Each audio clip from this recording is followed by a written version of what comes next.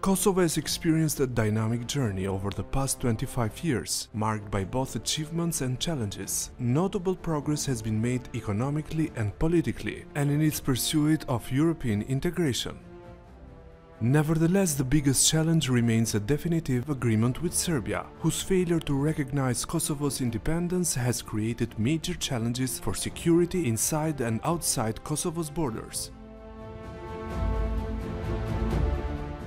Sfidat më të mëdha janë dialogu dhe sovraniteti mbi të gjithë territorin që posedojmë. Po roli I KFOR-it është shumë I mirëpritur qysh nga lufta. Duhet ta dim se KFOR-i është Evropë. Evropa çdo herë na I ka prodhuar teshat që ne s'kena mujt mi vesh.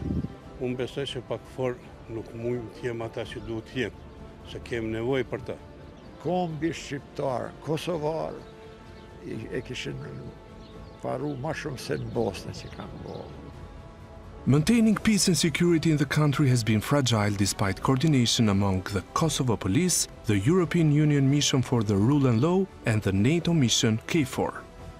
The most recent crisis was sparked last September, when a policeman was killed in an attack on a Kosovo police patrol in the village of Banjska. Prime Minister Albin Kurti blamed Serbian-backed gunmen. The risk of ethnic violence has put KFOR in a tough position, where it will have to play a decisive role in keeping the peace, especially after the 2013 agreement between Kosovo and NATO. One detail includes that the Kosovo security force should not be deployed in the north, inhabited by a Serbian majority without the prior consent of KFOR. We met with Major General Özkan Ulutaş, who is the commander of the NATO-led KFOR peacekeeping mission in Kosovo. He assumed command on the 10th of October, at a time when tensions between Kosovo and Serbia were high after the attack in Banjska.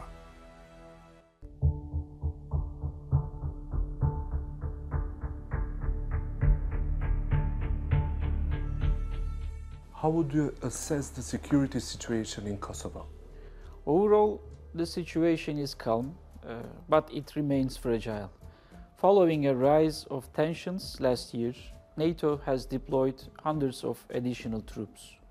We have quadrupled KFOR's presence in northern Kosovo and tripled the number of patrols, including along the administrative boundary line. Our mission strength is currently around 4,500 troops, with contributions from 28 countries, including NATO allies and partners.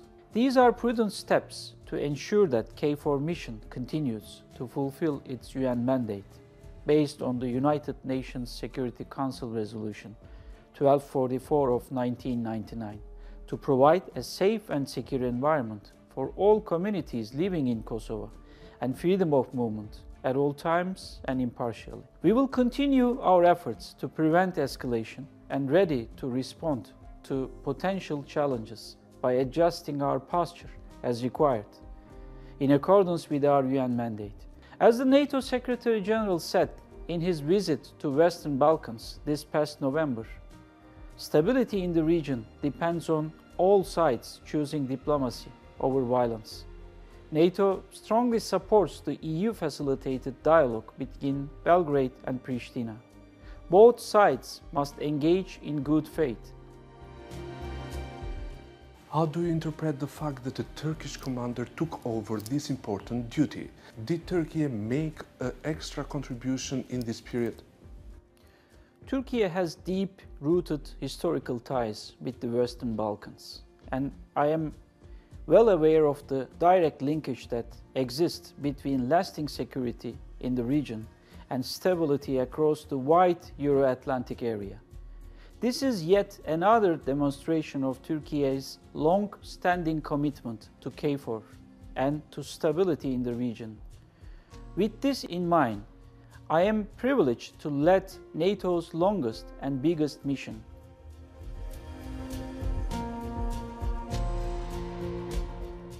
We are closely monitoring any relevant security developments in the region. KFOR has an agile, flexible, and visible presence across Kosovo. We remain vigilant and focused on the daily and impartial implementation of our UN-mandated mission. We are well equipped and ready to tackle any situation that may affect the security environment. September 24 was a day that changed many things regarding the positioning of the two countries in relation to the EU.